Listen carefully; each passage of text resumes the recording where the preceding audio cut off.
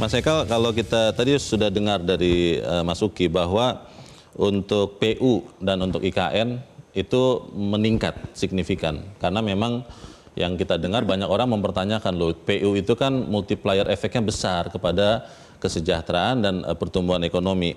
Pertanyaannya dari 5,2 triliun menjadi 8,1 triliun itu sebenarnya yang mengusulkan itu kemudian siapa? Karena ini kan juga kenaikan yang signifikan ini, Mas Ekal.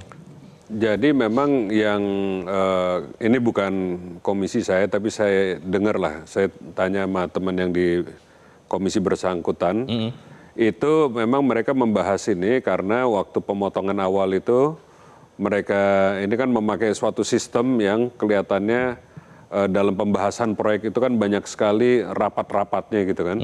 Sehingga itu jadi otomatis terkesan terpotong gitu kan. Karena kan memang target waktu di awal itu adalah pemotongan seremoni-seremoni. Nah sehingga waktu lagi dibahas mereka mengadakan diskusi.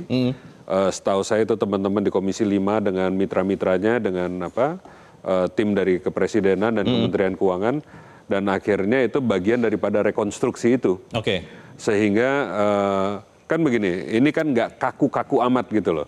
Jadi memang waktu pertama masuk itu targetnya adalah untuk mengejar efisiensi sebagaimana diarahkan oleh Pak Presiden.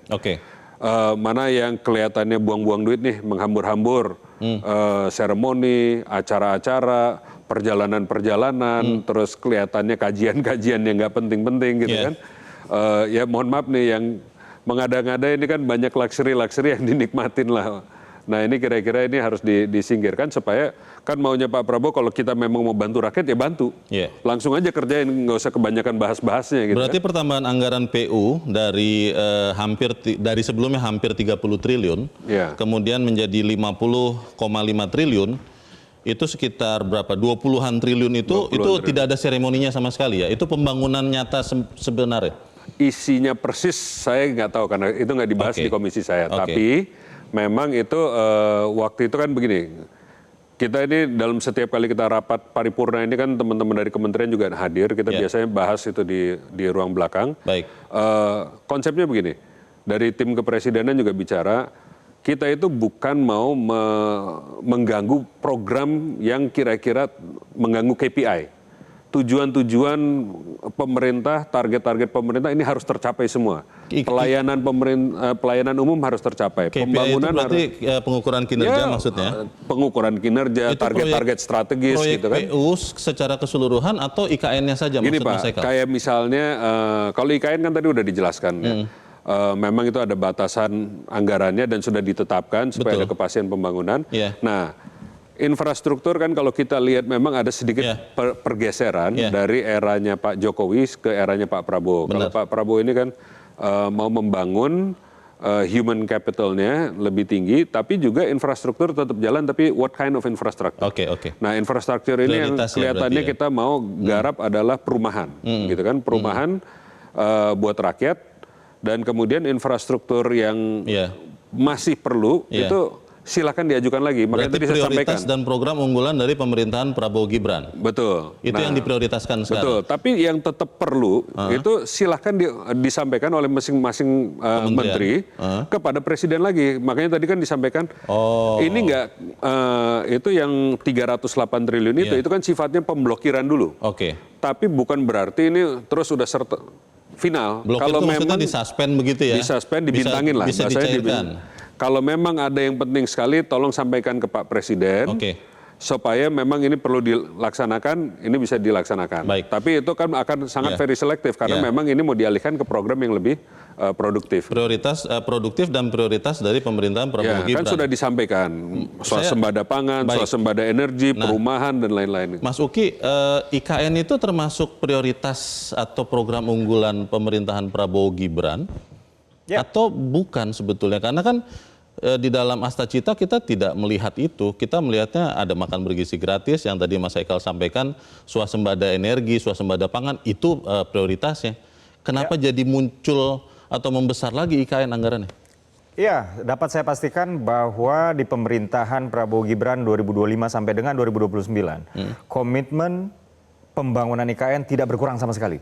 ya. Oke. Saya garis bawahi tidak berkurang sama sekali. Tapi sempat tidak ada anggaran ya kan di awal kan? Enggak. Maksudnya di apa tadi dibintangin tadi kan kata Mas Haikal kan?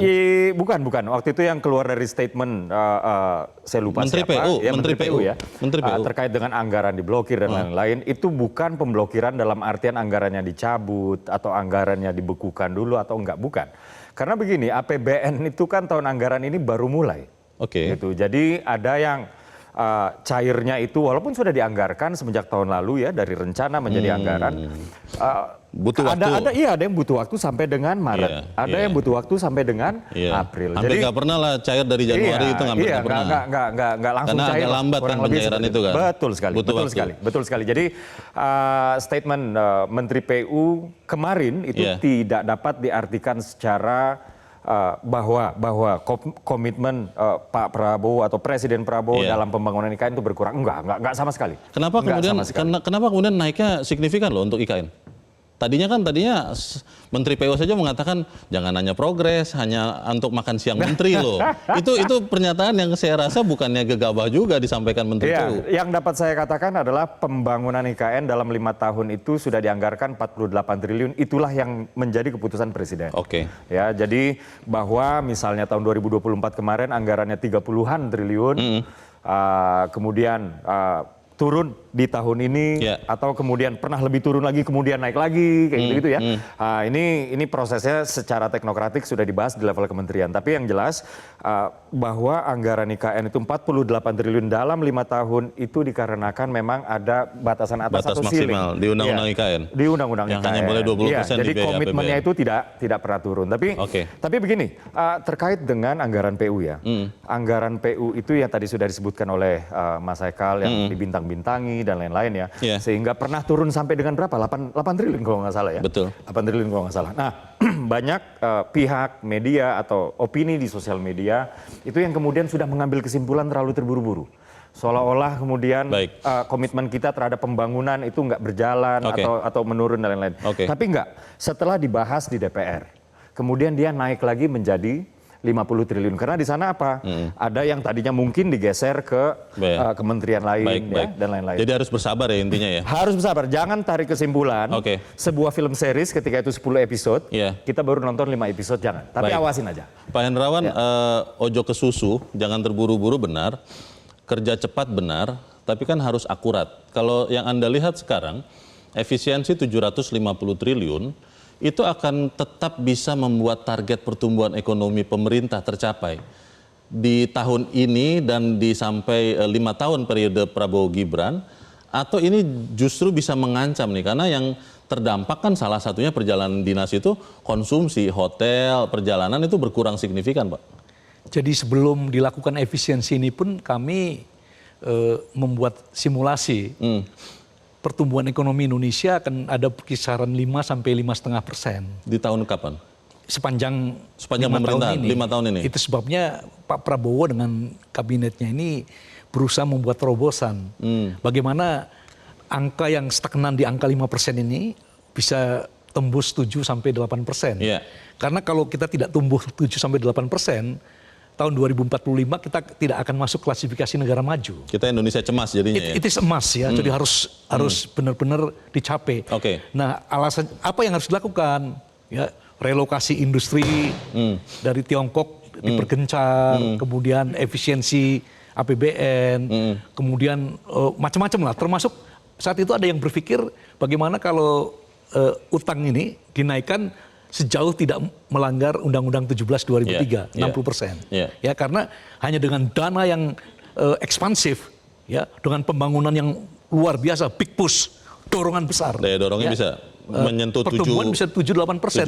Kalau enggak sampai sekarang, sampai kapanpun 5, 5,5. Ini sudah dibuktikan 10 tahun terakhir. Efisiensi 750 triliun yang sekarang itu masih bisa mencapai pertumbuhan akhir tahun nanti 5%, Pak? Iya, itu sebabnya kan masih kami. Bisa? Iya. Terus mau apa lagi? Kan nggak bisa, karena ini kan kontraktif ya. Jadi nggak bisa berharap banyak. Untuk tahun pertama ini memang Pak Prabowo harus lebih sabar lah, ya. Jangan gerusa-gerusu, ojo ke susu.